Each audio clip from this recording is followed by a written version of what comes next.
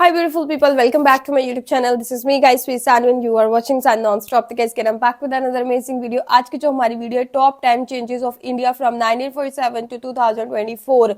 अब 2024 का बिल्कुल लास्ट है, कुछ ही दिन रह गए हैं, 2025 में हम लोग एंटर हो जाएंगे. तो आज की वीडियो के अंदर हम लोग ये देखेंगे कि इंडिया ने 1947 से लेके जो है वो 2024 तक अपने अंदर क्या क्या चेंज लेके है. बिकॉज अभी आप लोगों को पता है कि इंडिया जो है वो काफी ज्यादा पावरफुल कंट्री जो है वो बन चुका है. तो चेंजेस तो बहुत ही हाई लेवल के आए हैं, लेकिन बहुत ही अच्छे अच्छे चेंजेस जो है हम लोगों को सीखने को और देखने को मिलेंगे इस वीडियो से. वीडियो बहुत ज्यादा इन्फॉर्मेटिव है, स्किप मत कीजिएगा. लाइक करना, सब्सक्राइब करना, दोस्तों के साथ इस वीडियो को शेयर करना. बिना टाइम को गवाए वीडियो की तरफ चलते हैं. दोस्तों, कभी भारतीय 34 करोड़ थे, आज 140 करोड़ हो गए. कभी 90 रुपए में 10 ग्राम सोना खरीद लिया करते थे, आज इतने में नकली गहने भी नहीं मिलेंगे. कभी 27 पैसे में 1 लीटर पेट्रोल भरवा लिया करते थे, लेकिन आज 100 रुपए खर्च करने पड़ते हैं. ये कुछ बातें हैं जो बताती हैं कि हम कितना बदल गए हैं. ये बदलाव 1947 से 2024 तक आया. चीजें तो महंगी हुई हैं. आज की इस वीडियो में हम आपको 10 ऐसे ही बड़े बदलावों के बारे में बताएंगे. तो चलिए शुरू करें. Number 10, railway and roads. दोस्तों, 16 अप्रैल 1853 को हमारे देश में पहली ट्रेन चली थी, जिसने मुंबई से थाने के बीच 33.6 किलोमीटर का सफर तय किया था. उसके बाद रेलवे की पटरियां बिछती गई और रेलवे लोगों की लाइफलाइन बन गई. रेलवे को लाइफलाइन इसलिए भी कहा जाता है क्योंकि आज भी करोड़ों यात्री रोज अपनी मंजिल तक इसी से पहुंचते हैं. 1950 में ट्रेन से साल भर में 128 करोड़ से ज्यादा यात्री सफर करते थे, लेकिन अब इनकी संख्या 350 करोड़ से ज्यादा हो गई है. बात अगर रेलवे की कमाई की करें तो 1950 में रेलवे को यात्रियों से 98 करोड़ रुपए का रेवेन्यू मिलता था, जो 2021-22 में 39,000 करोड़ रुपए से ज्यादा हो गया है. हालांकि 2019-20 में रेवेन्यू 50,000 करोड़ से ज्यादा था. इतना ही नहीं, 1951 में रेलवे हर 1 किलोमीटर पर 1.5 पैसा किराया वसूलती थी, लेकिन अब हर किलोमीटर पर 66 पैसे से ज्यादा किराया लगता है. बात करें रोड्स की तो 1947 में जब भारत को आजादी मिली तब नेशनल हाईवेज की कुल लंबाई लगभग 21,378 किलोमीटर थी, जो अब 1.4 लाख किलोमीटर से अधिक हो गई है. दोस्तों, आपको जानकर हैरानी होगी कि भारत में अब दुनिया का दूसरा सबसे बड़ा सड़क नेटवर्क है, जिसकी कुल लंबाई लगभग 62 लाख किलोमीटर है. यात्री यातायात का लगभग 87% और माल यातायात का 60% योगदान रोड ट्रांसपोर्ट से होता है. राष्ट्रीय राजमार्ग भारत में सड़क नेटवर्क का एक बहुत महत्वपूर्ण हिस्सा है. ये लगभग 40% सड़क यातायात कैरी करता है. Number 9, population. दोस्तों, जब भारत आजाद हुआ था तब देश की आबादी 34 करोड़ के आसपास थी. 1951 में देश की पहली जनगणना हुई. उस वक्त हमारी आबादी लगभग 36 करोड़ थी. भारत के पास डाइवर्स कल्चर साझा करने वाले 1 अरब से अधिक लोगों द्वारा रिजर्व एक समृद्ध विरासत है. उम्मीद है कि भारत 2024 में जनसंख्या के मामले में चीन से आगे निकल जाएगा. दोस्तों, अगर मौजूदा रुझान जारी रहा तो भारत की जनसंख्या पूरी 21वीं सदी में टॉप पर रहेगी. 1947 में स्वतंत्रता के बाद भारत ने 4 गुना वृद्धि का एक्सपीरियंस किया, जो आज 1.34 बिलियन तक पहुंच गया. भारत की जनसंख्या प्रति वर्ष 15 मिलियन की दर से बढ़ रही है और ये दुनिया में सबसे अधिक वृद्धि दर है. जहां चीन की जनसंख्या 1.4 अरब से ज्यादा है, इसके बाद नाइजीरिया और अमेरिका का स्थान है. भारत की वर्तमान फर्टिलिटी रेट प्रति महिला 2.3 जन्म है और पिछले 2 दशकों से स्थिर बनी हुई है. इस दर से 2050 तक भारत की जनसंख्या 1.8 अरब तक बढ़ने की उम्मीद है. किसी और चीज में भारत आगे निकले या ना निकले, लेकिन किसी भी स्थिति में भारत को दुनिया में सबसे अधिक आबादी वाला देश बनने से कोई नहीं रोक सकता. Number 8, religions. भारत के 6 सबसे बड़े धार्मिक समूह विभाजन के बाद से रिलेटिवली स्टेबल बने हुए हैं. सबसे बड़ा बदलाव जो हुआ है वो मुसलमानों की हिस्सेदारी में बढ़ोतरी और हिंदुओं की हिस्सेदारी में गिरावट में हुआ है. 1951 और 2011 के बीच मुसलमानों की आबादी 4.4 परसेंटेज पॉइंट्स बढ़कर 14.2% हो गई, जबकि हिंदू 4.3 पॉइंट्स घटकर 79.8% हो गए हैं. 1951 के बाद से प्रत्येक जनगणना में ईसाई भारत की आबादी का 2 से 3% के बीच रहे हैं. हालांकि ऐसी चिंताएं हैं कि ईसाइयों की गिनती कम हो सकती है, लेकिन इस तरह की कम गिनती की सीमा निर्धारित करना मुश्किल है. 3% भारतीय जो हिंदू धर्म, इस्लाम या ईसाई धर्म के अलावा अन्य धर्मों को मानते हैं, आजादी के बाद के दशकों में लाखों करोड़ों लोगों का रिप्रेजेंटेशन करने लगे हैं. सिख भारत का चौथा सबसे बड़ा धार्मिक समूह है. 1951 में 7 मिलियन यानी 70 लाख फॉलोअर से बढ़कर 2011 में लगभग 21 मिलियन यानी कि 2.1 करोड़ हो गए, जबकि ये हिस्सा भारत की आबादी का 2% से कम है. बौद्ध और जैन एक समान पैटर्न दिखाते हैं. पिछले कुछ दशकों में उनकी संख्या दोगुनी या तिगुनी हो गई है, जबकि उनकी हिस्सेदारी स्थिर बनी हुई है। दोनों ही भारत की जनसंख्या में 1% से कम की हिस्सेदारी रखते हैं। Number 7, internet 2G 3G। आजादी के बाद से भारत में इंफॉर्मेशन टेक्नोलॉजी ने एक लंबा सफर तय किया है। शुरुआती वर्षों में आईटी मुख्य रूप से गवर्नमेंट यूज और शिक्षा पर केंद्रित था। हालांकि 1980 और 1990 के दशक में आईटी बुनियादी ढांचे पर सरकार के फोकस और इंडियन इंस्टीट्यूट ऑफ टेक्नोलॉजी के उदय के कारण आईटी क्षेत्र तेजी से बढ़ने लगा। आज भारत दुनिया के लीडिंग आईटी डेस्टिनेशंस में से एक है। भारतीय आईटी क्षेत्र लगभग 200 अरब डॉलर यानी कि 16 लाख करोड़ से अधिक का है और 4 मिलियन से अधिक लोगों को रोजगार देता है। दोस्तों, आईटी का भारत की अर्थव्यवस्था और समाज पर बड़ा प्रभाव पड़ा है। इसने नौकरियां पैदा की हैं, निर्यात को बढ़ावा दिया है और लाखों भारतीयों के जीवन को बेहतर बनाने में मदद की है। आईटी ने भारत को दुनिया से और अधिक जोड़ा है और इसने ग्लोबलाइजेशन को बढ़ावा देने में भी मदद की है। Number 6, doctors and hospitals. दोस्तों, कोरोना ने बता दिया कि किसी भी देश के लिए मजबूत हेल्थ इंफ्रास्ट्रक्चर कितना जरूरी है। आजादी से अब तक हमारे देश के हेल्थ इंफ्रास्ट्रक्चर में अच्छी खासी बढ़ोतरी हुई है। आजादी के समय देश में केवल 30 मेडिकल कॉलेज थे, लेकिन अब 700 से ज्यादा है। इतना ही नहीं, आजादी के समय देश भर में 2014 सरकारी अस्पताल थे और अब इनकी संख्या 41,000 से ज्यादा हो गई है। डॉक्टरों की संख्या भी 13 लाख को पार कर चुकी है। Number 5, poverty. दोस्तों, अनुमान के मुताबिक आजादी के वक्त देश के 25 करोड़ से ज्यादा लोग गरीबी रेखा से नीचे थे, जो उस वक्त की आबादी का 80% था। हमारे देश में 1956 के बाद से पॉवर्टी नंबर्स का हिसाब किताब रखा जाने लगा। BS मिन्हास कमीशन ने योजना आयोग को अपनी रिपोर्ट दी थी, जिसमें अनुमान लगाया था कि 1956-57 में देश के 21 करोड़ लोग गरीबी रेखा से नीचे थे। गरीबी रेखा के सबसे ताजा आंकड़े 2011 के हैं। इन आंकड़ों के मुताबिक देश की 27 करोड़ आबादी गरीबी रेखा से नीचे है, यानी उस समय तक देश की 22% आबादी गरीबी रेखा के नीचे आती थी।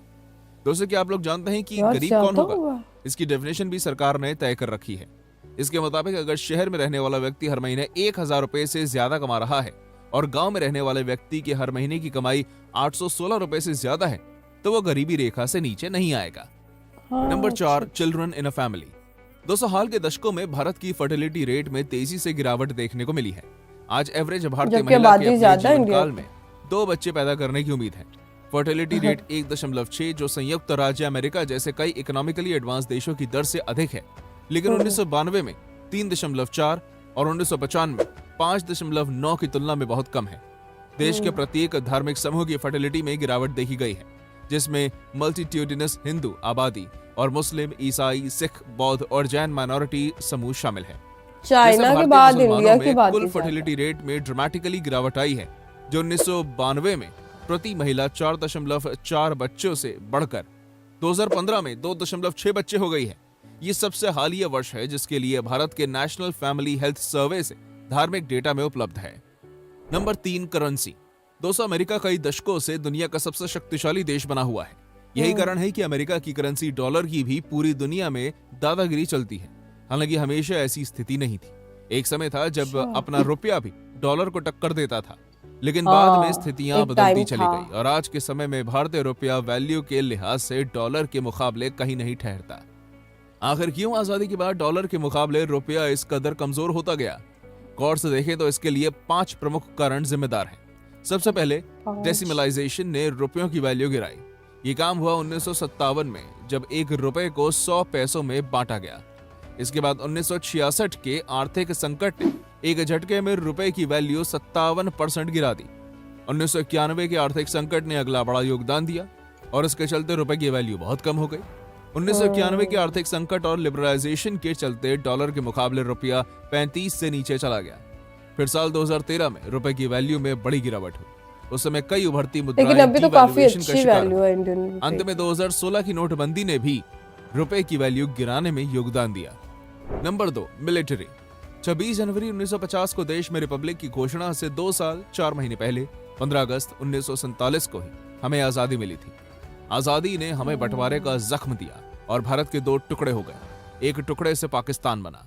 नवजात पाकिस्तान ने ठीक से पैर जमाना भी नहीं सीखा था, लेकिन कश्मीर पर हमला कर दिया। ये अलग बात है कि उसने हमले की बात कभी मानी नहीं और आज भी यही कहता है कि हमलावर ट्राइबल थे, पाकिस्तानी सेना के जवान नहीं। खैर, भारतीय सेना ने उन हमलावरों को मुंह तोड़ जवाब दिया। दुनिया जानती है कि परिणाम क्या हुआ। भारतीय मिलिट्री की ताकत का अंदाजा आप इसी बात से लगा सकते हैं कि जब हमारे पास ना तो कोई खास हथियार हुआ करते थे और ना ही इतनी अच्छी मिलिट्री ट्रांसपोर्ट सर्विसेज बस होती थी, तो एक बंदूक जिसकी आंखें की तरफ चाकू लगा होता था और मिलिट्री की ऐसी सर्विस जिससे पहुंचने में ही 1 से 2 दिन का समय लगता था। लेकिन देश की तरक्की के साथ साथ ही मिलिट्री ने भी खूब तरक्की की है। आज हमारे देश के पास ऐसे ऐसे हथियार हैं जो हमारे दुश्मनों के छक्के छुड़ा सकते हैं, जैसे कि AK-203। AK सीरीज में AK-47 सबसे बुनियादी मॉडल है और AK-203 सबसे जटिल और नवीनतम हथियार मॉडल है जो भारतीय सेना के पास है। पबजी में ये सारी गन 9mm1A लोकप्रिय बंदूक है जिसका इस्तेमाल भारतीय सेना में जमकर किया जाता है। उत्तर पूर्व में महत्वपूर्ण अभियानों से लेकर जम्मू कश्मीर में मुठभेड़ों तक ये हथियार अधिकारियों के लिए बेहद अहम है। भारतीय सेना में और भी बहुत सारे हथियार शामिल हैं।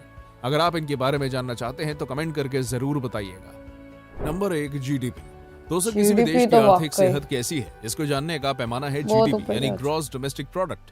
ऐसा माना जाता है कि जब अंग्रेज भारत आए थे तब दुनिया की GDP में भारत की हिस्सेदारी 22% से ज्यादा थी, लेकिन जब वो छोड़कर गए तो हिस्सेदारी घटकर 3% पर आ गई। आजादी के बाद से अब तक हमारी GDP 50 गुना से ज्यादा बढ़ी है। 1950 से 51 में हमारी GDP 4.96 लाख करोड़ रुपए थी, जो 2022-23 में 157 लाख करोड़ रुपए से ज्यादा होने का अनुमान है। एक वक्त था जब भारत को सोने की चिड़िया कहा जाता था। इसका कारण ये था कि हमारे देश में हर घर में सोना हुआ करता था। आज भी दुनिया भर में सबसे ज्यादा सोना भारतीय घरों में ही है। आज 10 ग्राम सोने की कीमत 60,000 के पार पहुंच गई है, लेकिन जब हम आजाद हुए थे तब 10 ग्राम सोने की कीमत 90 रुपए भी नहीं थी। यानी अगर आज के हिसाब से तुलना करें तो आजादी के वक्त हम जितने 10 ग्राम सोना खरीद सकते थे, आज उतने में 1 लीटर पेट्रोल भी नहीं आता। तो दोस्तों, यहाँ तक हमारे साथ बने रहने के लिए धन्यवाद। ऐसी और वीडियोस देखने के लिए। अच्छा, वीडियो तो बहुत अच्छी, बहुत इन्फॉर्मेटिव थी, लेकिन एक जब इंडिया पाकिस्तान अलग अलग हुए ना, तो एक चीज तब देखी गई कि पाकिस्तान तब आगे था और इंडिया जो है वो हम लोगों से पीछे था। फिर क्या हुआ कि हम लोग तो वही कछुए और खरगोश की रेस वाला हिसाब हो गया। हम लोग जो है वो बस इसी में रहे कि भाई हम आगे हैं, आ गया। लेकिन इंडिया ने जो है वो बहुत आहिस्ता आहिस्ता राम राम से बस काम ही किया। अभी जो इंडिया इतनी तरक्की किया उसके अंदर जो है वो उनका हार्डवर्क है, उनकी एजुकेशन है, उनका जो है वो चीज़ों की क्वालिटी बेहतर करने में जो है वो बहुत बड़ा हाथ है, क्योंकि उनकी प्रोडक्ट्स जो है वो पाकिस्तान में और उसके बाद दुनिया में जो है वो बहुत अच्छे से, उनके हेयर ऑयल जो है वो बहुत अच्छे से जो है वो बिकते हैं।